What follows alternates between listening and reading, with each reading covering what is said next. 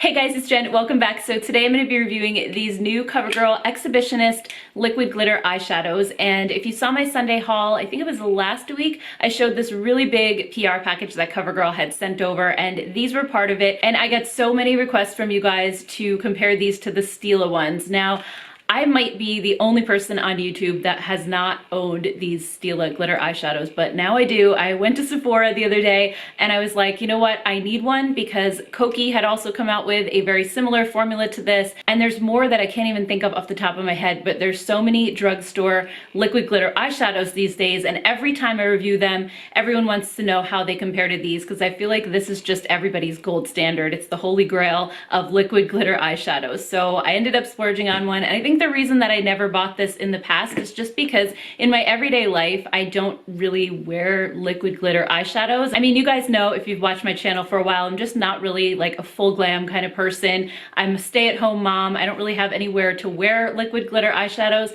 Not that you can't just wear them sitting around at home if you want to, if that's your thing. But for me, I'm just not a glitter person. But because I enjoy finding dupes and I love saving you guys money, I splurged on one of these just so that I can see how they compare. So I'm going to be doing that as well. I actually have one on one eye and one on the other, so I'm not sure if right off the start you guys can tell which one is which, but we'll get into that in a little while. First, I want to read the claims on these new CoverGirl ones and show you guys some swatches of all of them. So the description on Amazon says, "It's your time to shine. These super sparkly liquid glitter eyeshadows are the best way to amplify your eyes. With its smooth, lightweight feel and quick dry down, you'll achieve shimmery color in a flash.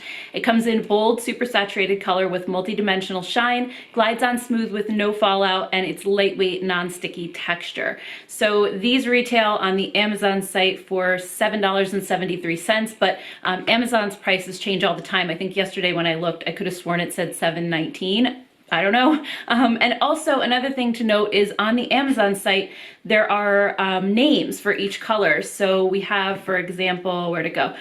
You know, At First Blush, Flashing Lights, Guilty Party, and on these, the ones that I have, it doesn't have a name at all. They're just numbered 1 through 8. So when I'm doing the swatches, it's going to be tough if you go to the Amazon site to know which color is which, but if you see them in store, I'm guessing that they look like mine and just have the numbers at the bottom. And I'm thinking that maybe because they do come in like an outer packaging, that maybe the name is on that. I don't know. But anyway, let's get into some swatches and then we'll do the comparison with the Stila.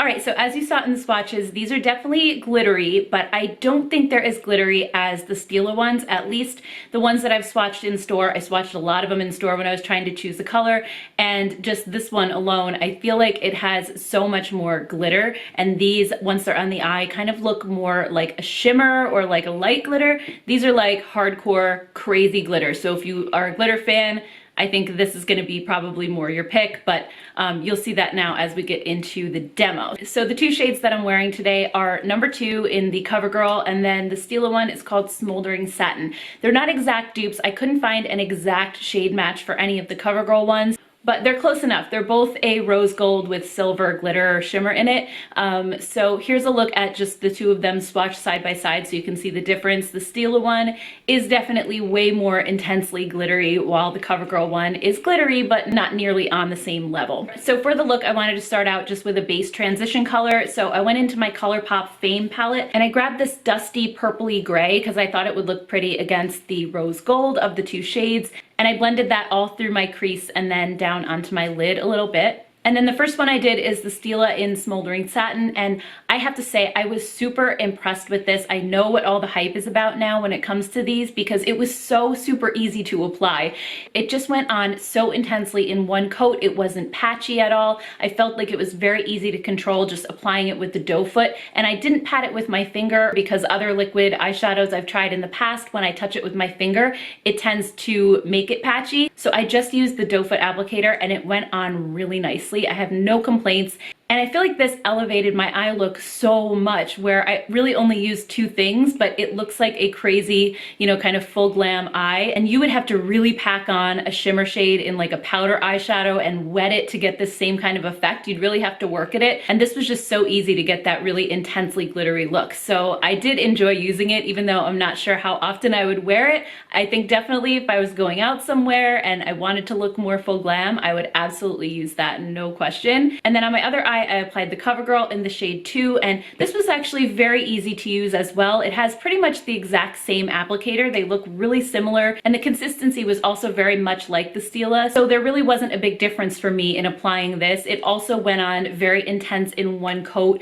The only thing I would say is it's just not as glittery. It looks more kind of shiny and metallic on my lid versus the sparkle of the Stila one. But I really was impressed with how it applied, and I think if you're somebody who maybe doesn't want all of the glitter, then using something like this might be a little bit of a better option for you. So here's the finished look, and you can see that the Stila one definitely has the edge as far as the shimmery and glittery look goes, but the CoverGirl one is definitely holding its own as far as just pigmentation and going on smoothly with no patchiness. So it's about 10 a.m. now. My son is in school all day. I'm just gonna go about the rest of my day, do my cleaning and whatever else I have to do, and then I'm gonna check back in a little while and see how they're both holding up. I think that's the main thing that's really making me curious now that I've seen how the CoverGirl one applies, because I think it can definitely hold its own against the Stila. It's just a matter of the finish being a little bit different, but I really think it applied just as easily and just as pigmented. So I guess if this holds up as well as this one does, I could probably call it a dupe, even though it's not as glittery. So we'll have to just wait and see. I will check in with you guys in a little bit. Hey guys, it's been about 6 hours, so I'm just doing a quick check-in, and the Stila one is definitely migrating under my eyes right here. I see a lot of like chunky glitter fallout right here. The CoverGirl one migrated a little bit too, but it's not as noticeable because that one doesn't have like the chunky glitter, which is what makes the Stila one look a little bit more intense on the eyes, and they definitely look more intense out here in the natural lighting, more so than they did inside. So my mascara is actually smudging a little bit too. But other than that, they haven't creased, they haven't faded. I think they're holding up really well, other than just these glitter pieces, which to be honest are annoying me a little bit because they keep sticking to my eyelashes, and then I feel like there's something in my eye, or I'm seeing something out of the corner of my eye, and then I realize like it's just a piece of glitter. So anyway, I'll do another check-in probably in about 2 more hours, and then we'll call it a day. So I will see you guys then. Hey guys, I'm back for my last and final check-in. It's been about 9 hours, and there's still no difference between the 6-hour mark and now. I still have the same amount of fallout on my face as I did before when I checked in the car, and the eyeshadow still looks great on both sides. So I am super impressed with these CoverGirl ones, especially since the Stila ones seem to be so highly regarded. Like I said, this is my first time trying these as well. So I definitely see what the hype is now, because they're really long lasting and they just make for a really impactful eye look. And the CoverGirl ones did a great job at holding their own against these. So I definitely would recommend these CoverGirl ones. Like I said earlier in the video, I think that the glitter in the Stila ones is just a little bit coarser and larger, so you see it a little bit more, while this one looks a little more like shimmery and shiny. But in a way, I kind of prefer this just to the bigger glitter chunks, because these were a lot more noticeable as they were falling down on my face, and also they were getting caught in my lashes, and I didn't notice that on the CoverGirl side. So I would not hesitate to recommend these CoverGirl ones. I think they're fantastic. If you would like to see more comparisons with these liquid eyeshadows, I know, like I said, Koki has one, Profusion has them.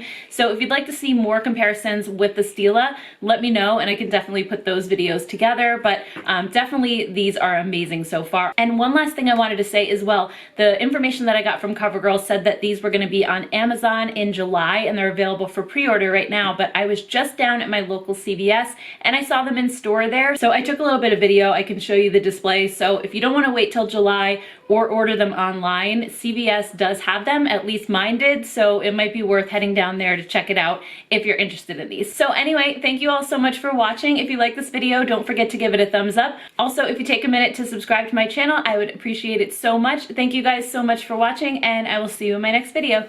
Bye!